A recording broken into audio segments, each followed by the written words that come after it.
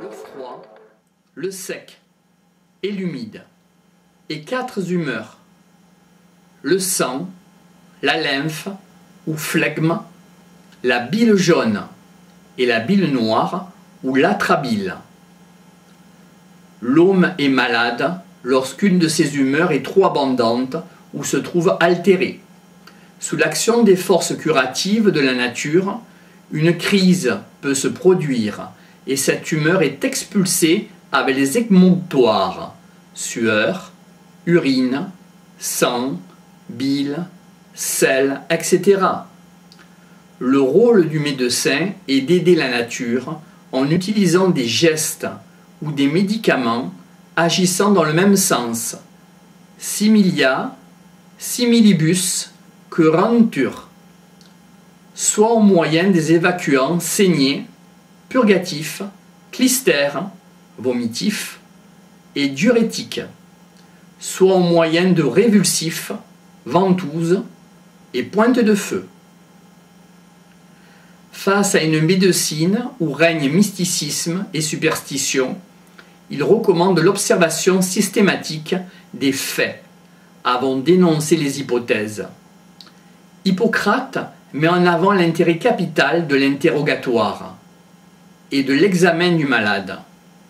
Il ne s'intéresse guère qu'aux symptômes généraux, tels les modifications du sommeil, de l'aspect physique, du caractère, de la sueur, des urines et des sels.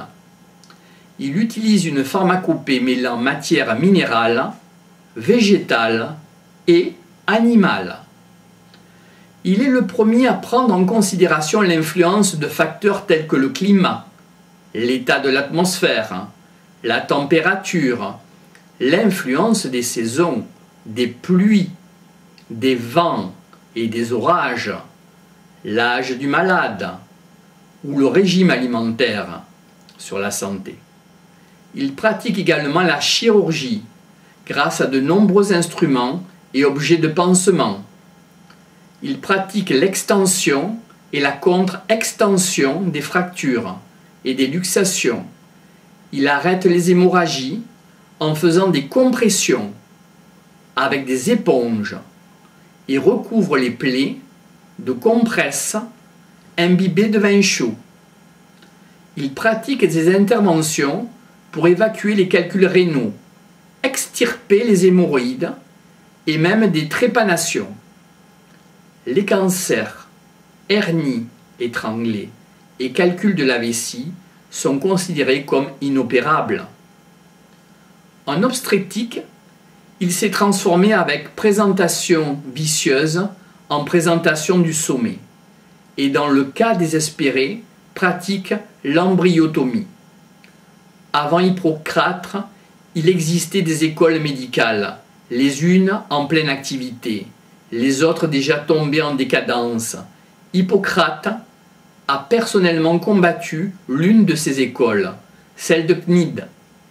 Il a discuté les théories contenues dans les livres de ses contemporains ou de ses prédécesseurs, contribuant ainsi, sans doute, à faire disparaître les productions de la littérature antérieure.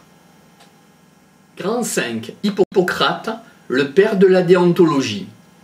Ce qui distingue Hippocrate, c'est une haute idée de la médecine, de son étendue, de sa difficulté, de son but. Un perpétuel souci de la dignité médicale et les devoirs de la profession, une répulsion pour ceux qui la compromettent. Enfin, une continuelle sollicitude du soulagement des malades. Hippocrate montre les difficultés qui entravent l'étude et la pratique de la médecine, ennui et répugnance qu'il faut vaincre pour l'exercer, l'ingratitude des malades, le défaut de discernement que le vulgaire met à juger ce qui concerne la médecine et les médecins. Hippocrate unissait une vaste expérience médicale à une grande pratique des hommes, ayant étudié non seulement en médecin, mais aussi en philosophe. Il joignit la noblesse du caractère à la profondeur de l'esprit. Il critique parfois ses confrères, mais sait aussi reconnaître ses erreurs. En indiquer la source, afin que les autres médecins évitent d'y tomber.